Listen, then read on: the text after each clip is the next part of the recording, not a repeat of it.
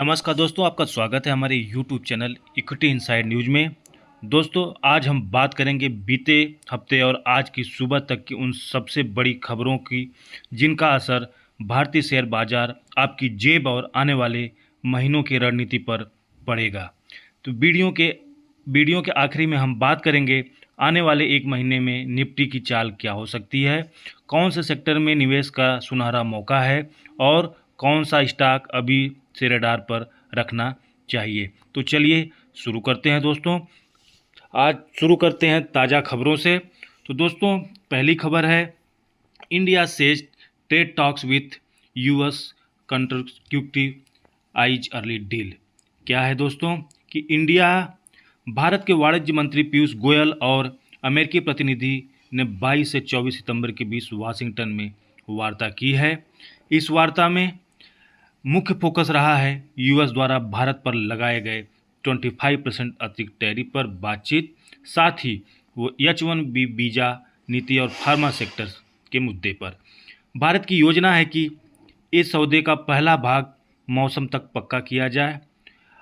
दोनों ओर से इस बात पर सहमति बनी है कि बातचीत को तेज किया जाए और अगले दौर की व्यवस्था जल्द हो। यह कदम यह संकेत देता है कि दोनों देशों के बीच जो तनाव को कम करने की कोशिश की जा रही है और दोनों देश चाहते हैं कि तनाव कम हो जाए और व्यापार संबंधों को सामान्य करने की भी कोशिश हो रही है। तो दोस्तों, अगली खबर हम बात करते हैं तो बीते हफ्ते में बाजार में ज़बरदस्त गिरावट देखने को मिली है। BSE 500 की बात करें तो BSE 500 के 440 शेयर गिरावट में रहे। निफ्टी लगभग 800 अंक टूटा। सेंसेक्स भी लगभग 2000 अंक नीचे आया है। यह मार्च 2025 के बाद की सबसे लंबी गिरावट की सीरीज रही है।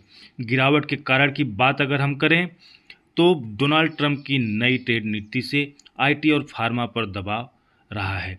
अमेरिकी अर्थव्यवस्था में मंदी का डर और विदेशी निवेशकों द्वारा लगातार बिकवाली, डॉलर के मुकाबले रुपये का कमज़ोर रहना भी इस गिरावट के पीछे मुख्य कारण रहा है।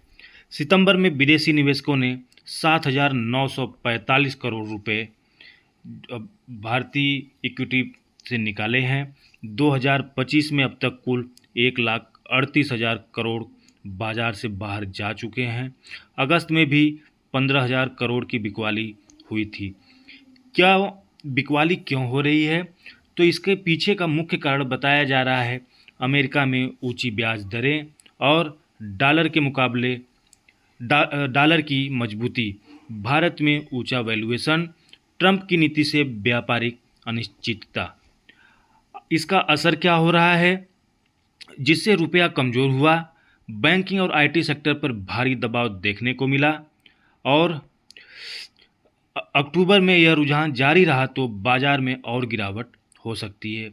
तो इससे हमें क्या रणनीति अपनानी चाहिए? तो लंबी अवधि के लिए निवेशक घबराएं नहीं, गिरावट में गुणवत्ता वाले शेयर चुनकर SIP जैसी रणनीति अपनाया जा सकता है। अगली खबर है दोस्तों वोल्क्सवैगन की कि वोल्क्सवैगन का जो है कि VW की over value India business amid market pressures company memo shows. Volkswagen का बड़ा कदम यह है कि 11,000 करोड़ का जो विवाद था वो अब उसके बारे में फिर से वोल्क्सवैगन ग्रुप भारत में अपने ऑपरेशन को रिस्ट्रक्चर करने की कोशिश कर रही है। कंपनी ने 11,000 करोड़ के इंपोर्ट टैक्स विवाद में फंसी है। कंपनी अब भारत में EV सेगमेंट में बड़ा निवेश करने की तैयारी कर रही है।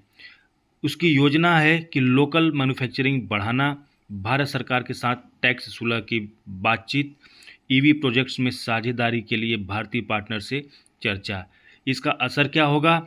इसका असर ये होगा दोस्तों कि भारत में ऑटो सेक्टर में नई जान आ सकती है। टाटा मोटर्स, मदरसन, भारत फोर्ज जैसे स्टॉक्स पर सकारात्मक असर पड़ सकते हैं।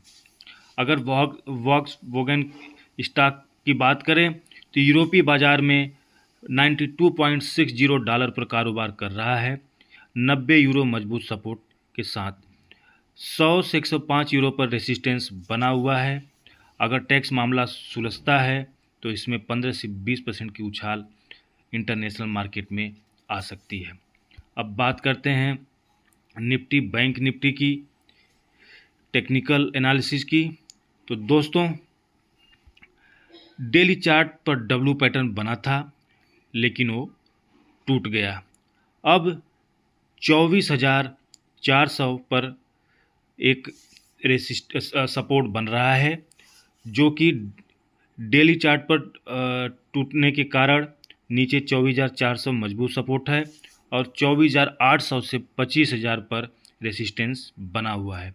अगर 24,000 नहीं टूटा तो अगले एक महीने में 25,200 तक की रैली संभव हो सकती है, लेकिन अगर टूट गया तो 23,600 तक की गिरावट संभव है। बैंक निफ्टी की बात करें तो 52,200 का इस समय प्राइस और सपोर्ट है 51,800, रेसिस्टेंस है 53,500। पीएसयू बैंक में अगर देखें तो उसमें ताकत दिख रही है, पर प्राइवेट बैंक में दबाव बना हुआ है। अगर हम रणनीति की बात करें तो 24,200 के आसपास गुणवत्ता वाले स्टॉक्स में खरीदारी करके हम चल सकते हैं। स्टॉप लॉस जरूर लगाएं। ट्रेडर्स रेंज बाउंड ट्रेडिंग पर फोकस कर सकते हैं, लेकिन दोस्तों यहाँ पर एक डिस्क्लेमर है कि कोई भी खरीदारी करने से पहले अपने फाइनेंशियल एडवाइज़र से एक बार सलाह जरूर ले लें। ये वीडियो केवल नॉलेज पर्पस से है, ताकि आपको आगे के मार्केट के रुझान पता लग सके। मैं कोई सेबी रजिस्टर्ड नहीं हूँ। और दोस्तों जो भी मैं वीडियो बनाता हूँ आप लोग सब्सक्राइब नहीं करते हैं, प्लीज़ थोड़ा सब्सक्राइब करके मुझे भी हौसला अफजाई करें, लाइक और शेयर भी साथ में कर दिया करें। आगे की खबर है दोस्तों, आने वाले एक महीनों में हमें क्या करना चाहिए। तो दोस्तों आने वाले एक महीनों में निवेशक को गिरावट में गुणवत्ता वाले शेयरों में एसआईपी कर सकते हैं। आईटी और फार्मा सेक्टर में दबाव रहेगा, लेकिन अगर लंबी अवधि के लिए आप इसमें पैसा लगाते हैं तो आपके लिए बढ़िया मौका भी रहेगा। ईवी, डिफेंस और इंफ्रास्ट्रक्चर पर ध्यान दे सकते हैं।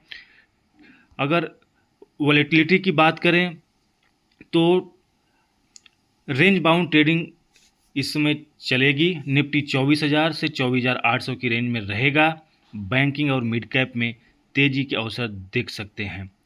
अब बात कर लेते हैं हम कि हमें कल क्या करना चाहिए।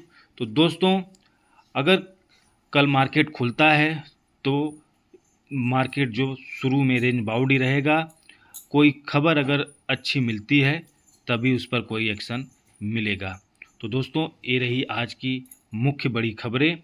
अगर आपको पसंद आया हो तो प्लीज़ वीडियो को लाइक, शेयर और सब्सक्राइब करना ना भूलें।